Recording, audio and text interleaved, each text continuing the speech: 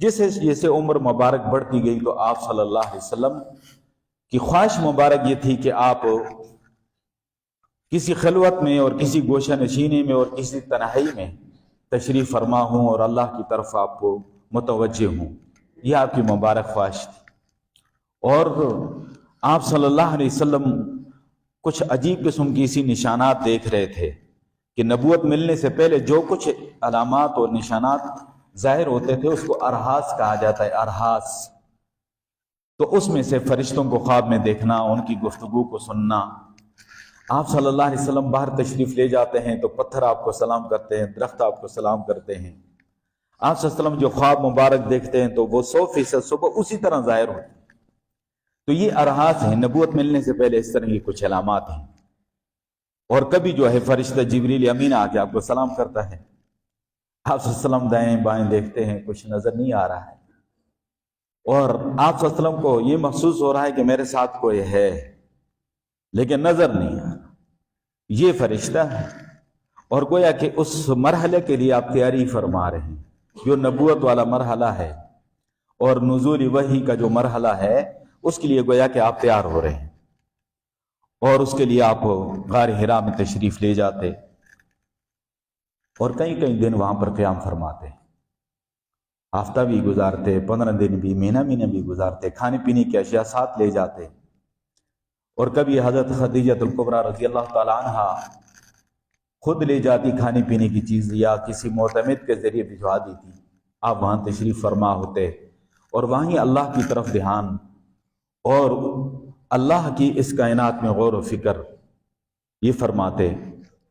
اور فرمایا کہ اس طرح کئی مہینے گزرے ہیں. یہ اس مرحلے کی تیاری تھی. اللہ نے آپ کو قیامت تک ساری کائنات کی قیادت اور سیادت عطا کرنی تھی، انبیاء کی قیادت عطا کرنی تھی. قیامت تک آنے والے انسانوں کے لیے نبوت اور دعوت کی ذمہ داری اللہ نے آپ پہ ڈالنی تھی.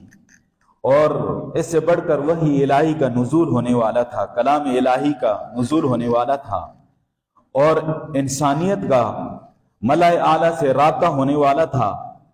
اور تقریباً 600 سال بعد آسمانوں سے کال آنے والی تھی اور انسانیت کا رابطہ ہونے والا تھا.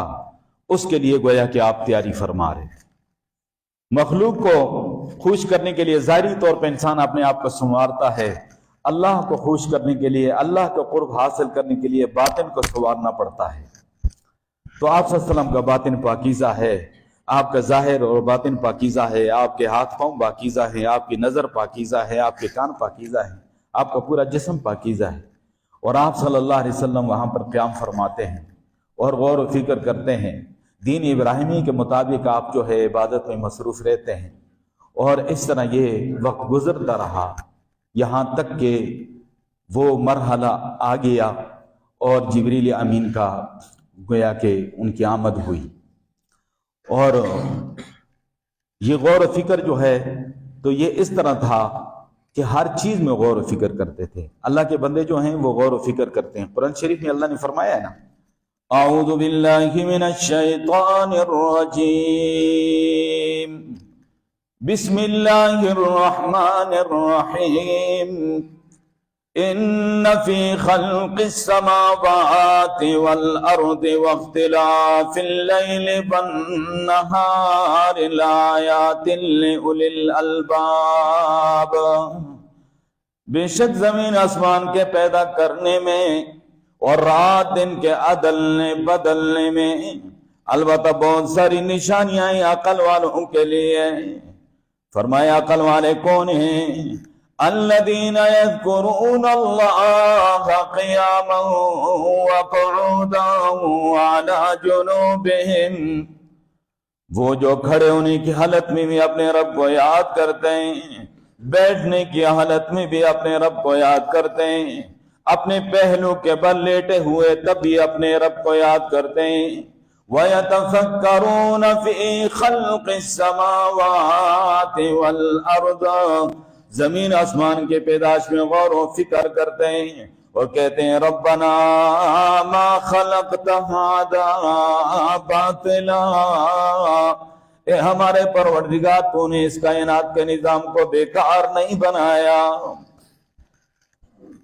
یہ اللہ کے بندوں کی نشانی ہوتی ہے، غور و فکر کرنا۔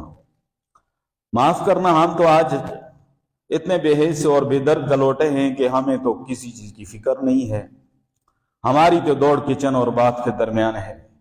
اس کائنات میں غور کرنا، اپنے جسم میں، اپنے وجود میں غور کرنا، اللہ کی ایک ایک نعمت میں غور کرنا، اور یہ قلبی استحضار اور یہ تنہائی میں بیٹھنا، یہ تب ہو سکتا ہے کہ انسان تنہائی میں بیٹھے، گوشہ نشینی اختیار کرے اور خلوت میں ہو۔ عام طور پہ انسان کے اندر کچھ ایسی بیماریاں ہوتی ہیں جیسے تکبر ہے، غرور ہے، خود پسندی ہے، عجب ہے، حب دنیا ہے، حب جاہ ہے۔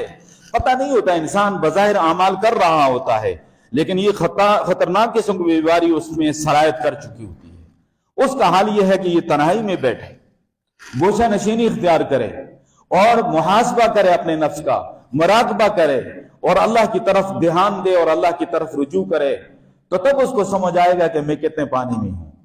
اس لیے تنہائی میں ہر ایک انسان کو پیارے محبوب صلی اللہ علیہ وسلم کے لیے ایک مقام پہ حکم ہے کہ فَإِذَا فَرَغْتَ فَانْصَبْ إِلَىٰ رَبِّكَ فَارْغَب۔ آپ جب دعوت دین کی تبلیغ سے فارغ ہو جائیں تو اپنے رب کے سامنے آپ کھڑے ہو جائیں اور اللہ کی طرف آپ رجوع فرمائیں۔ تو ہر ایک دائی کو اور ہر ایک انسان کو خصوصی طور پہ اس بات کی ضرورت ہے کہ وہ تنہائی میں اپنا محاسبہ کرے اور مراقبہ کرے اور وہ غور و فکر کرے اپنے جسم پہ، اللہ نے ہمارے وجود کے اندر کتنی نعمتیں دی ہیں، اس کائنات میں کتنی نعمتیں دی ہیں، اس میں غور و فکر کرے تو تب اللہ کی محبت اور قرب اس کو نصیب ہوگا۔ ورنہ دنیا کے سامنے تو سارے بلے بلے کریں گے اور مجموع میں اور جلوت میں اور جناب اس میں سارے ہی خوش ہوں گے، تنہائی میں اس کو پتہ چلے گا، کیونکہ قبر بھی تنہائی کی جگہ ہے اور اس تنہائی کا تصور کر کے تنہائی میں بیٹھنا چاہیے اور تنہائی میں اپنا جو ہے محاسبہ کرنا چاہیے اپنے اعمال کا اور مراقبہ کرنا چاہیے اور اس قبر کا تصور کرنا چاہیے کہ وہاں بھی ساتھ کوئی نہیں ہوگا۔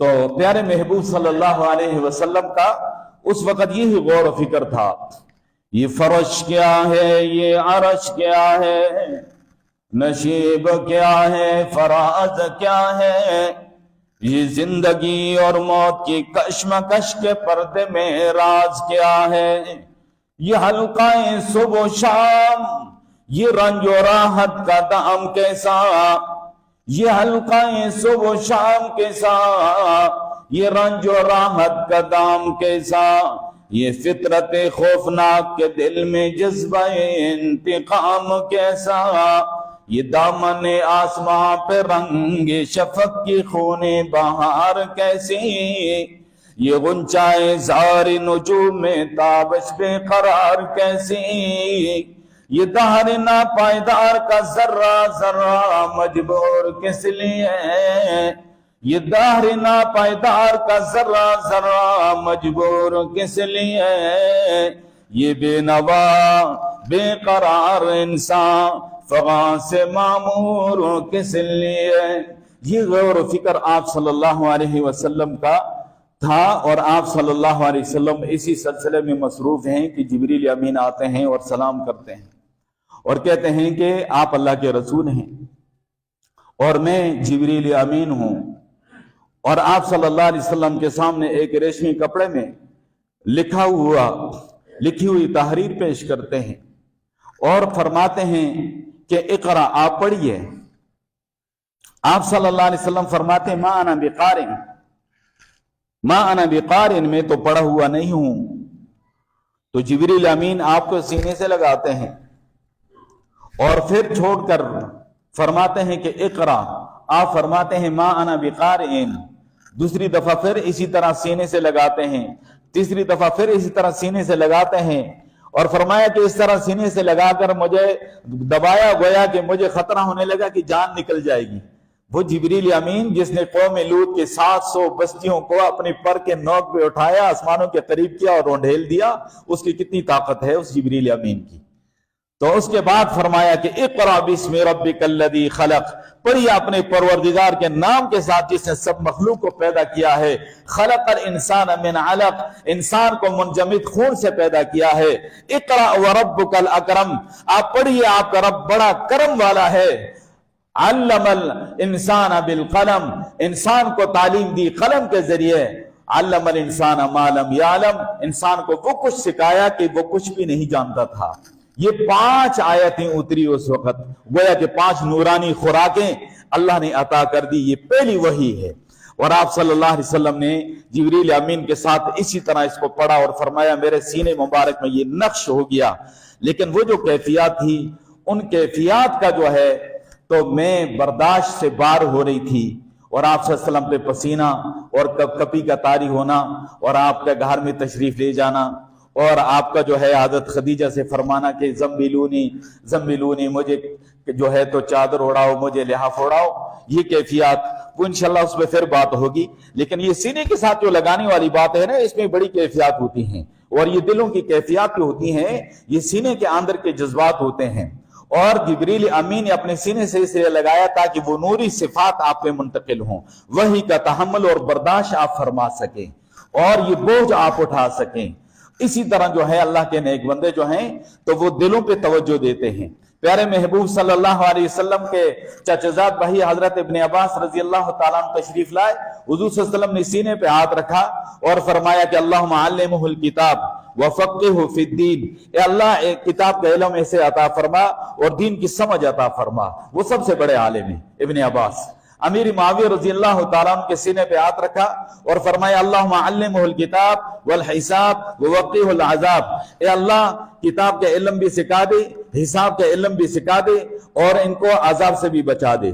پھر فرمایا اللہم اجعلہ ہادیا مہدیا واہد بہ، اے اللہ ان کو ہدایت یافتہ بنایا، ہدایت کا ذریعہ بنا، اور ان کے ذریعے سے بہت سارے لوگوں کو ہدایت یافتہ بنا.